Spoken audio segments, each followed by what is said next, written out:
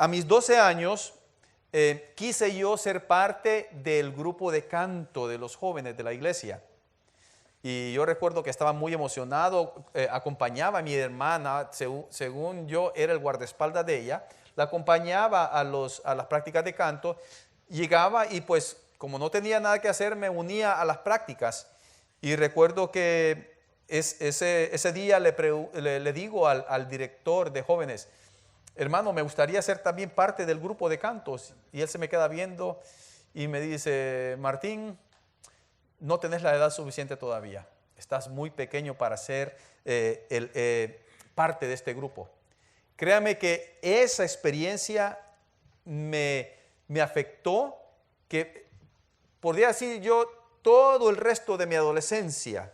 No había llegado yo a esa edad de los teens, que dicen, los teenagers, y ya tenía yo ese reto. Y créame que fueron muchos años de que yo quedé como eso de ser huraño a no participar en grupos, en actividades y en las alabanzas. Fue algo que a mí me afectó mucho. Y la pregunta es, ¿le vienen recuerdos de estas cosas también a ustedes durante su vida? ¿Han experimentado algo así? Y me pueden decir, bueno, pastor, ¿por qué usted está mencionando esto? ¿Por qué lo está haciendo? Bueno, si usted se está haciendo esta pregunta, es para encontrar la relación con nuestro texto de esta mañana, de este momento. Esa es la razón, porque esto estaba siendo experimentado también por las iglesias que estaban en Asia Menor. Esa es la razón que el apóstol Pablo escribió esta carta a los Efesios, porque había una forma de decir de separación. Los hermanos de estas iglesias se sentían excluidos de una u otra forma. Y es lo que vamos a ver, estas cartas que le escribió Pablo a los Efesios, y de esa forma vamos a descubrir nuestro segundo pilar fundamental en la vida de la iglesia, en la vida de todos nosotros. Hoy lo vamos a descubrir. Y en caso de que usted se haya perdido el mensaje anterior de esta serie, pues ya sabe, tenemos varias redes sociales ahí en lo que usted se puede conectar. Solo busque en Facebook, en YouTube o en SoundCloud Green Hills Ministerio en Español. Y ahí va a encontrar los mensajes anteriores por si acaso se ha perdido alguno o por si acaso quiere escuchar de nuevo los sermones que hemos estado dando. Esa es la razón en caso de que usted se haya perdido. Pero para darle un recuento, hablamos acerca de que esta carta de Pablo que llamamos Efesios fue escrito no solamente para las iglesias de Éfeso, sino que fue escrito para todas las iglesias que estaban alrededor de Éfeso. Y algo interesante es, lo bonito de esta carta, es que no solamente tuvo validez para las iglesias de ese tiempo, sino que también tiene validez para nosotros hoy en día. Así que esta iglesia a la que Pablo estaba escribiendo se componía de un grupo muy interesante. Y el mismo título de la carta lo dice.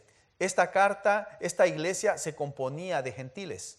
Esta iglesia se componía de personas que eran de descendencia griega o romana o muchas otras razas orientales. Esto era lo que componía a esta iglesia. Dicho sea de paso, ¿hay algún gentil por acá, hermanos? Créame, todos somos gentiles. Pero no estoy hablando de aquel gentil que le dicen, qué gentil hermano o hermana. No estoy hablando de eso, sino que el gentil era aquel y es aquel que no es judío de nacimiento, de descendencia. Ahora, ¿por qué en realidad estamos hablando de esto? ¿Por qué estamos enfocándonos en ver la exclusión o cómo se sentían estas iglesias? ¿Y qué sentían? ¿Por qué en realidad ellos se sentían excluidos de lo que era el cuerpo de Cristo? Y es que el cristianismo comenzó como una ramificación, se derivó de lo que era el judaísmo. Si ustedes recuerdan, si ustedes han leído la palabra del Señor, el Señor Jesucristo nació como judío. De ahí viene entonces que Él trajo salvación a todos nosotros. La vez pasada me estaba preguntando uno, bueno, ¿y por qué tuvo que nacer en Israel el Señor Jesucristo? ¿Por qué tenía que ser judío? ¿Por qué no fue latinoamericano? ¿Por qué no fue americano? Y en realidad por ahí hay unos que dicen que es americano, hasta lo ponen como que si fuera un gringo de ojos azules, color blanco. Así lo ponen, ¿verdad? Pero en realidad me hacía esa pregunta, bueno, ¿por qué no fue latinoamericano? ¿Por qué no fue mexicano? ¿Por qué no fue sudamericano o centroamericano? Bueno, ¿por qué no podía ser entonces judío? Si esa es la voluntad del Señor. Pero así vemos cómo muchas personas, de una forma subconsciente, se están sintiendo excluidas de lo que es el plan de Dios. El evangelio fue extendido después de la ascensión de Jesús. El Señor en Mateo capítulo 18 les dice: id por todo el mundo y predicar el evangelio. Es lo que les dice el Señor a sus discípulos. Pero dice también algo: haciendo también, tenemos que hacer discípulos, le dijo a él. No solamente que predicaran el evangelio, ahí nomás se quedaran. Desde el libro de los Hechos también sabemos que los discípulos y muchos otros viajeros judíos estaban reunidos en Jerusalén después de la fiesta de la Pascua. Y que cuando el Espíritu Santo vino sobre ellos en el día de Pentecostés y comenzaron a predicar, la iglesia experimentó un cambio, pero un cambio gigantesco. ¿Por qué? Porque más de 3,000 nuevos miembros se añadieron, se unieron a lo que era el cuerpo de Cristo. Estos eran judíos que profesaban también la religión judía y se habían convertido del judaísmo al cristianismo. Y dicho sea de paso, hasta ese momento no se les conocía por cristianos. El evangelio fue llevado entonces junto con estos israelitas que vivían no en Jerusalén, sino que ellos habían venido de muchos lugares muy lejos a celebrar la Pascua allí. Y en ese momento recibieron salvación, recibieron el bautismo del Espíritu Santo, y después de las celebraciones ellos regresaron a sus lugares de origen. Y lo interesante, que durante ellos iban también compartiendo esta salvación, este evangelio que ellos habían recibido. Y no mucho después de que sucedió eso, comenzó la persecución de la iglesia. Y durante esta persecución, en el comienzo de esta persecución, es ahí donde entra el apóstol Pablo en escena. Quien es, dicho sea de paso, en ese momento no se llamaba Pablo, sino que se llamaba Saulo. Es ahí donde él entra en escena, persiguiendo a los cristianos, pero recuerdan, si siguen también la historia del evangelio, dice que Pablo después fue convertido por el mismo Señor Jesucristo en el camino a Damasco. Y es algo interesante. Después de eso, Pablo hace sus viajes misioneros para compartir el evangelio a los gentiles y plantar iglesias donde había ya creyentes ya judíos que se habían convertido por el poder del evangelio al cristianismo. Pero esto es interesante, esto era algo nuevo en ese tiempo y no siempre era bien recibido. Si ustedes pueden ver en las pantallas, tenemos un mapa de los viajes misioneros que hizo el apóstol Pablo. Ahí están ellos. Y todo esto fue en el área de Asia Menor. Todos sus viajes fueron ahí. Es más, Pablo quería ir hasta España, hasta Inglaterra, hasta Alemania.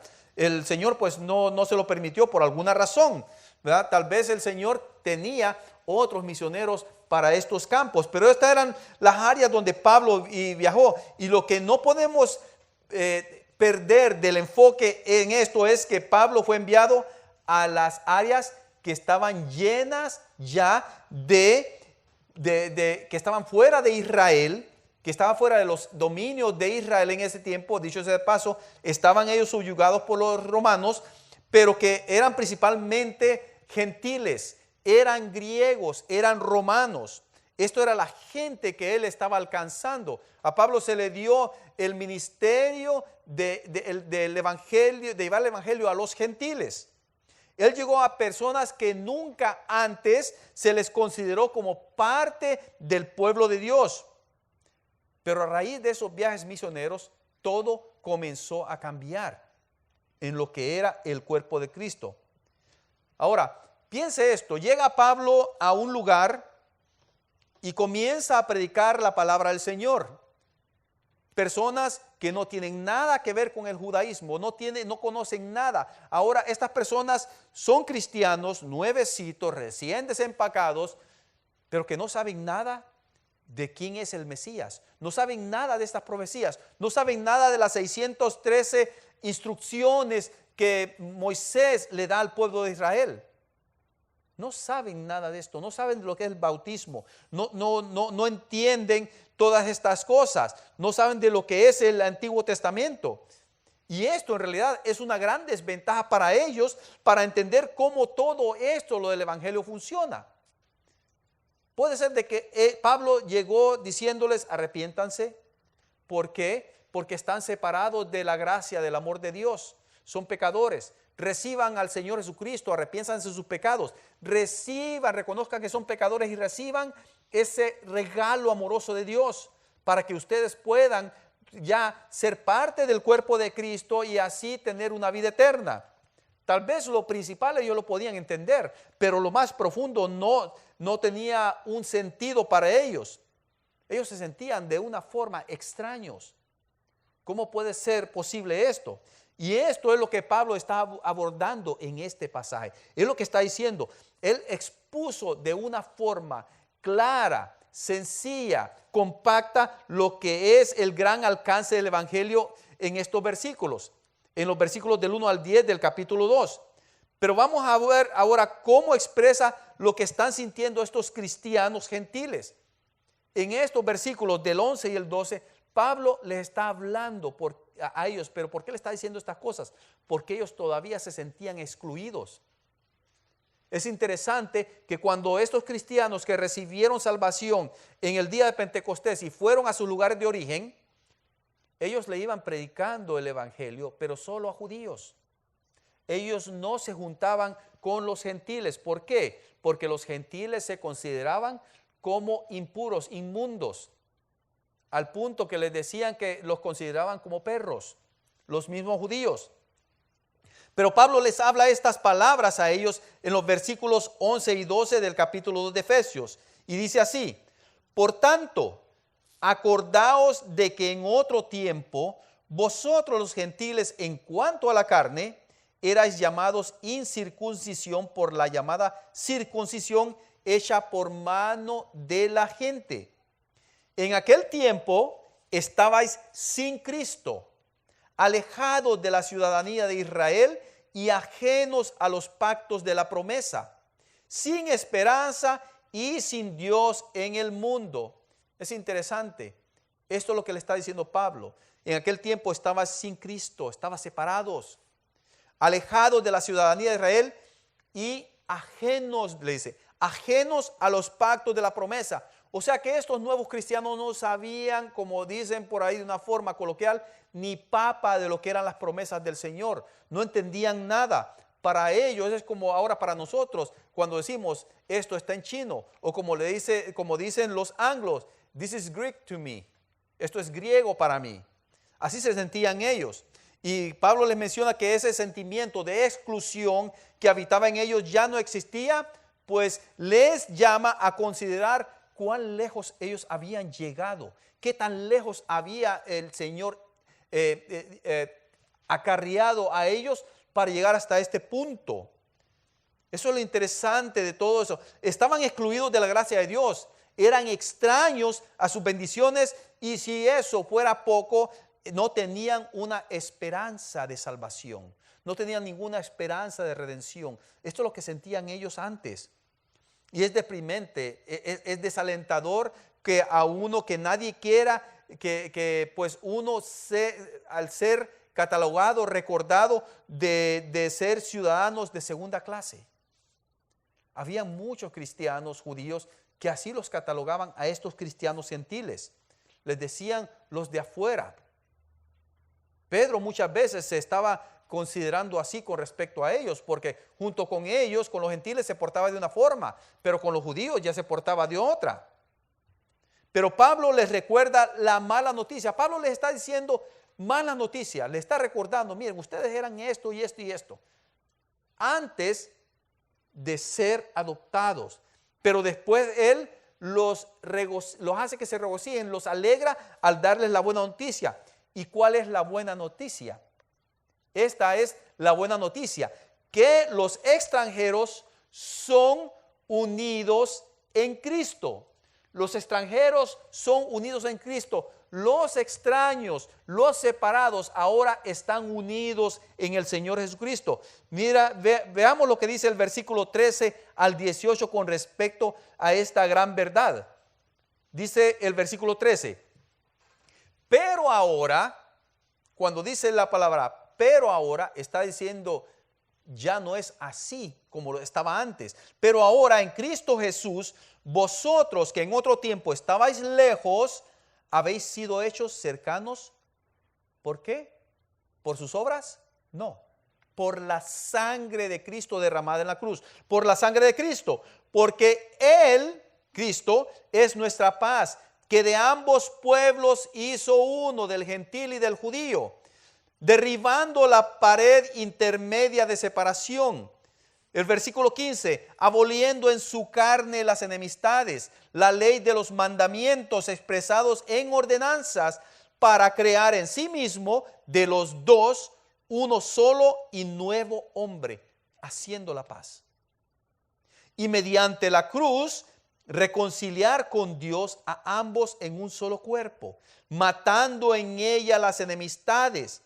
Y vino y anunció las buenas nuevas de paz a vosotros que estabas lejos y a los que estaban cerca. O sea que esta salvación no solamente era para los gentiles ya, sino que también para los judíos, porque los judíos a través de la ley no podían alcanzar esa salvación.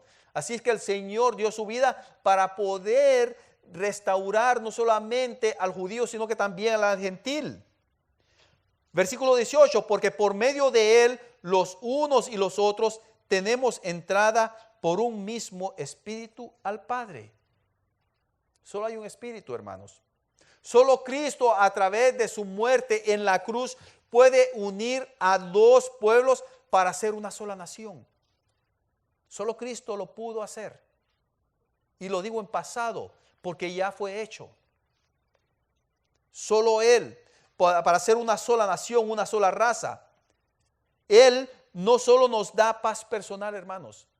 Él nos da una paz eterna, una paz congregacional, una paz que se puede experimentar como cuerpo, como una sola iglesia. Él es el único camino a Dios y Él es el único que pudo quitar ese yugo de la legalidad de la ley en nosotros y convertirla en algo más precioso, en amor de acción. Amor que ya no mira raza, ya no mira sexo, ya no mira edad, ya no mira educación, ya no mira estrato social, sino que mira el corazón de las personas. No nos sentimos obligados nosotros ya a seguir la ley. Y esto es algo interesante. Esto es algo interesante. ¿Qué es lo que diferencia al cristiano o al cristianismo de las otras religiones restantes en el mundo? ¿Qué es lo que nos diferencia? Nos diferencia que nosotros ya creemos que nuestra salvación es por medio de la gracia, que es un regalo que el Señor nos ha dado.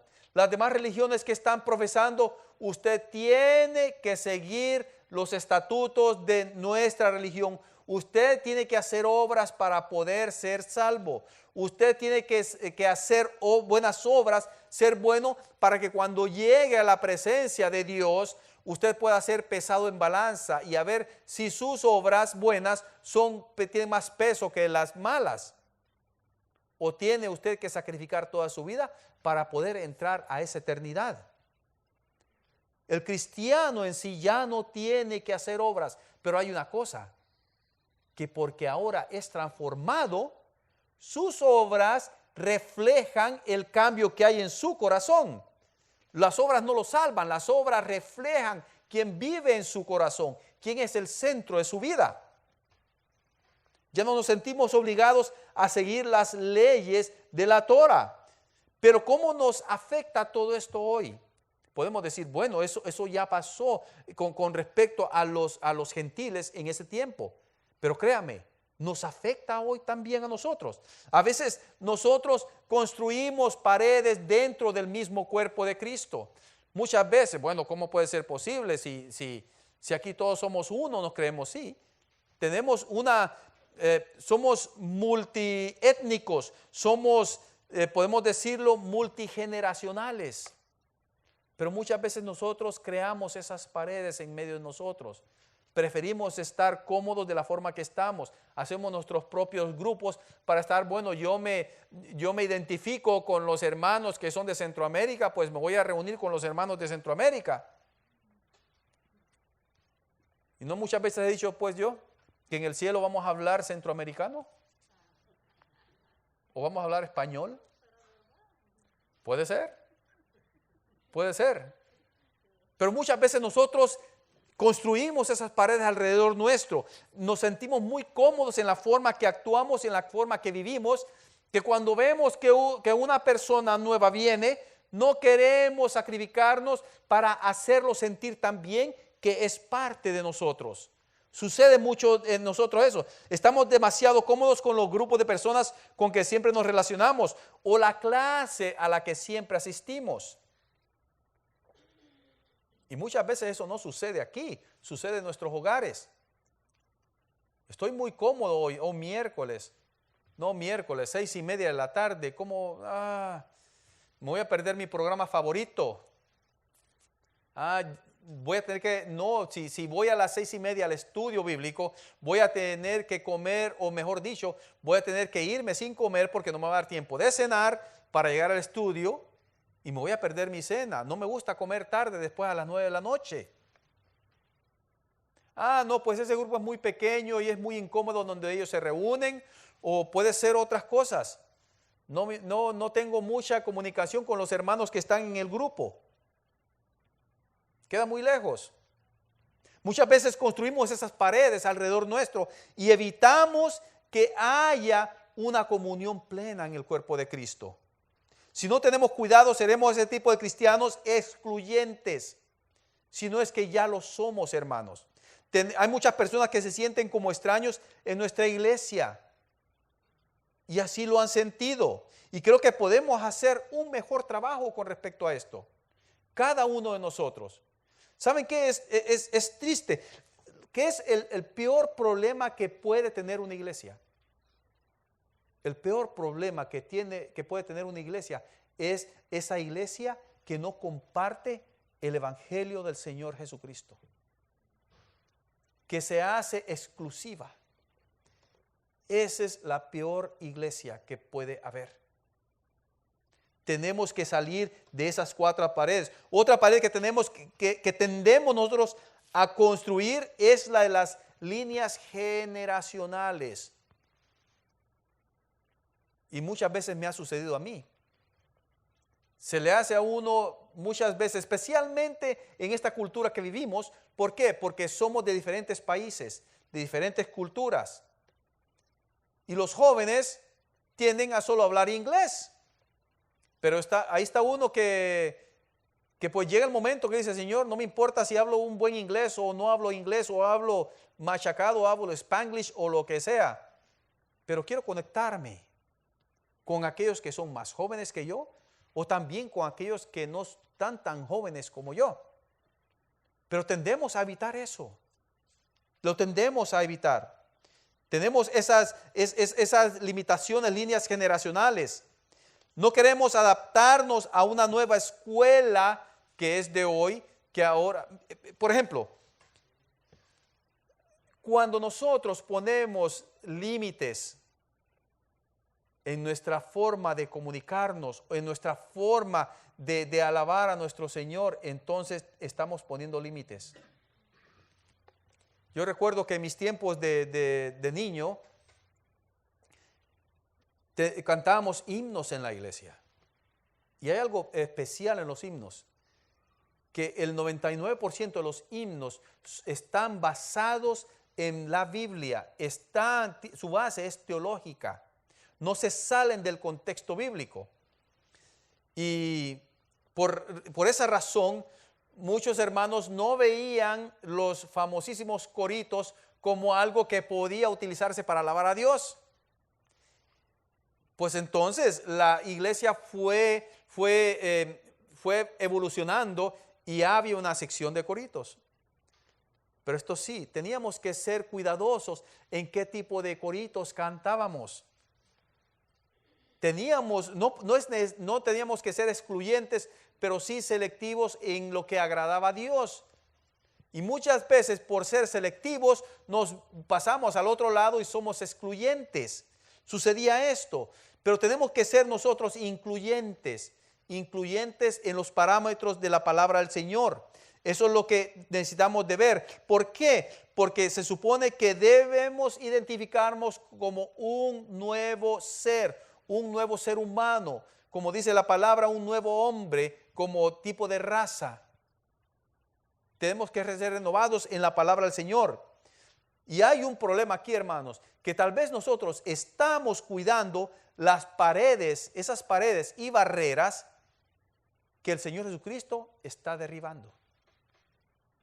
Estamos nosotros queriendo construir algo que el Señor Jesucristo está destruyendo para que tengamos una libertad más plena. La comunidad de Dios debe estar cubierta por la paz del Señor, no con paredes, no con lineamientos. Y la realidad es que ahora, hermanos, en nuestra salvación, en el Espíritu Santo, todos estamos en esto juntos. Todos somos parte del cuerpo de Cristo y por eso nosotros somos parte de todo este proceso. A este punto es que nos lleva Pablo en los versículos del 19 al 22. Mire lo que dicen los versículos 19 al 22. Así que ya no sois extranjeros ni advenedizos. O sea, no son postizos ya, no son juntaditos, sino conciudadanos de los santos y miembros de la familia de Dios. Ya usted tiene el privilegio de ser conciudadano, tiene esa ciudadanía, usted tiene esa nacionalidad preciosa, eterna. El versículo 20, edificados sobre el fundamento de los apóstoles y profetas, siendo la principal piedra del ángulo, Jesucristo mismo. 21, en quien todo el edificio, fíjense bien esto, bien coordinado, va creciendo para ser un templo santo en el Señor, en quien vosotros también sois juntamente edificados para morada de Dios en el Espíritu. Esta porción del pasaje no puede ser más clara. Todo el que está en Cristo ahora tiene un lugar privilegiado en la nueva comunidad de Dios. Si usted tiene el Espíritu Santo en su corazón, en su ser, usted es privilegiado porque ahora su nacionalidad no es de este mundo. Su nacionalidad le pertenece a Dios. Pablo utiliza en este pasaje 3 metáforas para describir ese sentimiento de unidad que debe de haber en la comunidad del cristiano. Primero, dice que somos ciudadanos. Lo otro es que tenemos un hogar y que estamos en construcción. Vamos a verla detenidamente. Ciudadanos. Como ciudadanos ya tenemos un lugar al cual nosotros pertenecemos. Como ciudadanos ya no somos vagabundos. Ya no estamos como anteriormente, antes de la Segunda Guerra Mundial estaban los judíos, que estaban esparcidos por todos lados. Estos gentiles cristianos ya no estaban excluidos. Usted como gentil, yo como gentil, ya no estamos excluidos. Ya pertenecemos a un lugar, ya pertenecemos a una patria. Ya no somos de segunda clase, somos de primera clase. Ahora sabemos dónde pertenecemos y pertenecemos a la presencia del Señor. La otra metáfora es la familia. La metáfora de la familia cambia y se vuelve más personal, ya que somos parte de la familia de Dios. Somos parte de la familia de Dios. Significa que ya somos una sola familia. muy al margen de qué nacionalidad tengamos aquí en esta tierra. Una cosa, escuche bien esto, una cosa es decir que somos del mismo país y otra cosa que digamos que somos del mismo Padre. Es algo interesante cuando platico con hermanos mexicanos y cuando platico con ellos yo me doy cuenta que son bien identificados, están bien identificados con el estado donde nacieron. Y muchos les pregunto, ¿de qué parte de México son? Y no dicen de la ciudad o del pueblo, o como dicen muchos por ahí del rancho, sino que dicen del estado. Yo soy de León, Guanajuato, ¿verdad? Guanajuato, ya me estoy pasando. Yo soy de Jalisco, yo soy de Morelos. Y es algo interesante que todos, ya la vi hermana, yo soy de Yucatán. Yo soy de otro lado, de Chiapas o de Chihuahua, pues, los que hablan así como el norte. Pero todos se definen por su estado. Pero es algo interesante. Cuando estamos en la presencia del Señor, yo soy de Dios, yo soy de Cristo. ¿Por qué razón ustedes como congregación se dicen hermanos? Y me tengo que incluir yo. ¿Por qué nos llamamos hermanos? Porque eso significa que somos hijos del mismo Padre, del mismo Dios. Pertenecemos a la misma familia. Y esa familia ha sido, ya no solamente somos injertados, sino que somos adoptados por medio de Jesucristo, y esto se basa en su misma sangre que derramó por todos nosotros. Así que mire a su alrededor. Tiene una familia grandísima, hermanos. Está grande. Ah, sí, gracias, hermana, tenemos. Yo soy parte de esa familia. Ya me estoy excluyendo yo. También la metáfora del edificio es algo interesante. Esto le da otra perspectiva para mostrar que no solo compartimos juntos esta relación íntima. Si usted ha sido salvo, lo he dicho anteriormente en otros mensajes, Dios no lo salvó solamente para que sea salvo. Usted tiene un propósito con esa salvación. El propósito de esa salvación es para darle honra y gloria a Dios.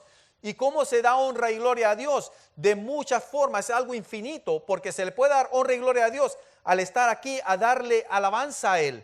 Pero también se le da honra y gloria a Dios cuando uno comparte lo que uno tiene en el corazón.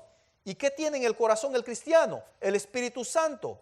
Cuando uno comparte la salvación que uno ha recibido, uno le está dando, el ser humano, el cristiano, usted y yo, le estamos dando honra y gloria al Señor.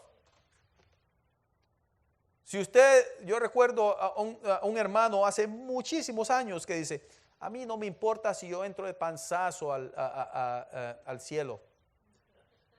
No me importa, con tal de entrar. Pero ¿sabe qué? Para la salvación es cierto. La salvación es un regalo de Dios. Pero para ser hijos de Dios, que tengamos ese gozo, ese orgullo santo, nosotros tenemos que ser productivos.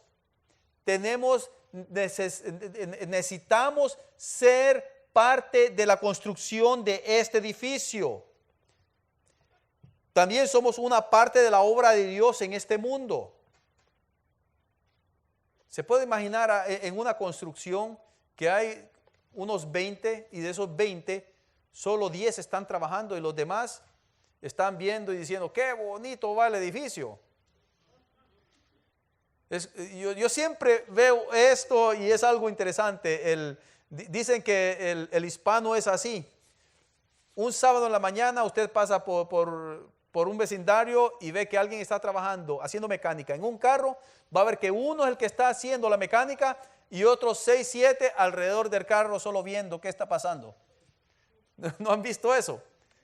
Dicen que solo con el hispano sucede eso, pero créame, con muchos cristianos sucede eso también. Es uno o dos que están haciendo el trabajo y los demás simplemente lo están admirando. Qué bello es el Señor, qué misericordioso. Pero no entienden que cada cristiano es parte de esta misión. Cada uno necesita estar involucrado en la construcción de este edificio que dice el apóstol Pablo, bien coordinado debe de hacerse. Estamos viendo que continuamos construyendo todos juntos, hermanos, todos juntos, encajados entre sí, alrededor de ese ingeniero tan precioso, alrededor de la piedra del ángulo que es Jesucristo. Tenemos que involucrarnos, hermanos. Vamos a ver todo esto de un solo orden entonces. Volviendo al punto antes éramos vagabundos sin hogar. No teníamos un lugar donde estar. Ahora tenemos un lugar donde pertenecemos. ¿Qué dice el Señor en el Evangelio de Juan? En la casa de mi Padre muchas moradas hay. Voy pues a prepararos un lugar. Ya usted ya sabe, en el momento que usted deja este mundo, ya sabe dónde es su morada. Ya no somos huérfanos, ya no somos vagabundos, pertenecemos a un lugar. Antes estábamos huérfanos, ahora tenemos una familia. Somos parte de una familia. Antes estábamos sin esperanza, hermanos. Ahora nuestra esperanza está depositada en el sacrificio de nuestro Señor Jesucristo. En nuestro Señor Jesucristo está nuestra esperanza.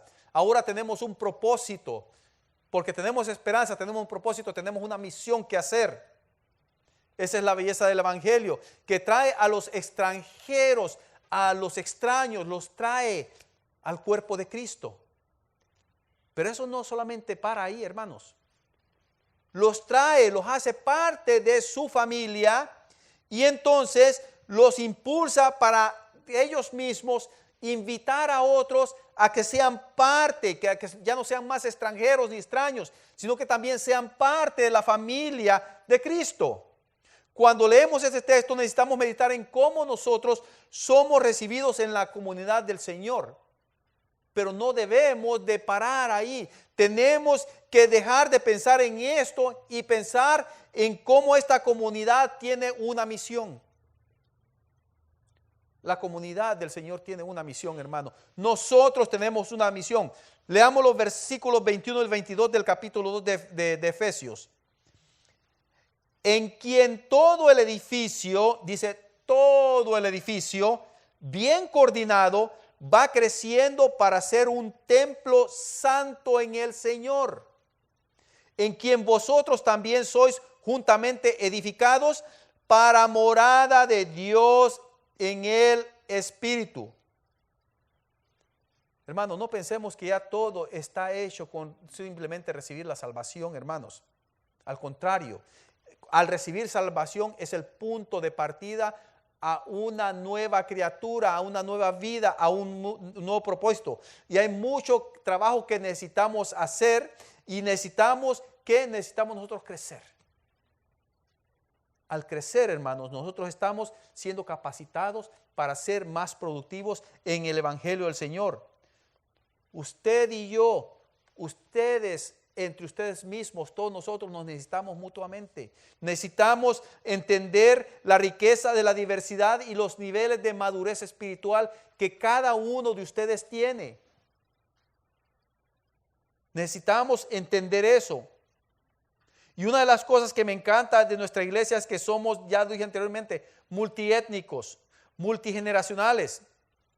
Pero la pregunta para todos nosotros es esta: ¿estamos utilizando esas ventajas para la honra, para crecer, la honra y gloria del Señor, para crecer juntos? Esa es la pregunta. ¿Estamos utilizando esas ventajas? Esto nos lleva a otras preguntas también. Si usted y yo hemos sido miembros de esta iglesia por un tiempo, buscamos en realidad gente nueva a quien nosotros le podamos compartir el Evangelio. Buscamos nosotros, o simplemente decimos, bueno, yo soy cristiano, tengo que orar, tengo que leer la Biblia. Si puedo los miércoles voy al estudio bíblico, pues el domingo ahí estoy, para que el Señor me dé más fuerzas para vivir esta vida que estoy llevando. Pero no solamente es eso. Si hemos estado caminando con el Señor por años, nos hemos preocupado en motivar creyentes a ser discípulos. Nos hemos preocupado por esos. O simplemente nos hemos enfocado al 100% en nuestra propia familia. Otra pregunta. Si usted está sirviendo en un ministerio, ¿ha buscado a otros creyentes, a otros hermanos suyos, a otros familiares suyos en Cristo, para que sea parte de ese mismo ministerio y ese mismo ministerio se pueda multiplicar? Esa es la pregunta. Hermanos, en Cristo no hay paredes, no hay muros divisorios, no hay limitaciones, no hay más extranjeros. Hemos sido unidos en un solo espíritu para que podamos crecer juntos. Está dentro de nuestras paredes y ministerios el crecer para que podamos expandirnos. ¿Qué pasa con aquellos que son extranjeros de la familia de Dios? Hace un par de semanas murió un artista. Y las noticias estaban saturadas sobre este evento, hermanos. Saturadas por todos lados. Y todavía salen ahí más secuelas sobre la muerte de este artista. Y cómo se miraba que personas llorando por él, haciendo una gran fanfarria por él. Pero ¿cuánto cristiano no se pone a pensar en cuánta persona se está muriendo sin Cristo? Y muchas veces nos preocupamos, queremos que nuestra congregación crezca en número, pero no nos preocupamos por aquellos que están en oscuridad. En el versículo 21 dice que el edificio que estamos construyendo es morada del Dios eterno, de Dios en el Espíritu. ¿Por qué Pablo eligió estas palabras? ¿Por qué Pablo está mencionando estas palabras? ¿Qué significa eso, el templo en la historia de Israel? ¿Por qué está hablando de esto? El templo, déjeme explicarle algo. El templo era un lugar donde Dios habitaba. Y el pueblo de Israel se acercaba a este templo para adorar a Dios. Es más, personas de otras nacionalidades venían a Israel para admirar y adorar a Dios en este templo. Pero con la venida de nuestro Señor Jesucristo todo esto cambia. Porque ahora el templo está en cada uno de ustedes, está en mí. Es un templo que ahora no tiene limitaciones. Este templo es movible. Podemos llevarlo nosotros y exponerlo para que aquellas personas que estén en oscuridad puedan adorar a Dios. Esto nos lleva a un punto de partida, diciendo que los de afuera son traídos por Cristo. Y ahora nuestra meta como iglesia es esta. Los de adentro son enviados al mundo. Si usted es parte del cuerpo de Cristo, créame que usted tiene una misión. Usted tiene una responsabilidad. Y eso es de comunicar el evangelio con aquellos que están en oscuridad. La iglesia es el plan de Dios. La iglesia, el plan de Dios, mejor dicho, con la iglesia, es que la iglesia comparta el evangelio de salvación. Es el propósito de la iglesia. De esa forma estamos adorando a nuestro Señor y Salvador. Eso es lo que nosotros como parte de este cuerpo necesitamos hacer. Por eso existe la iglesia en nuestra comunidad, para atraer extranjeros, extraños, inexpertos, para discipularlos y enviarlos ellos a impactar al mundo.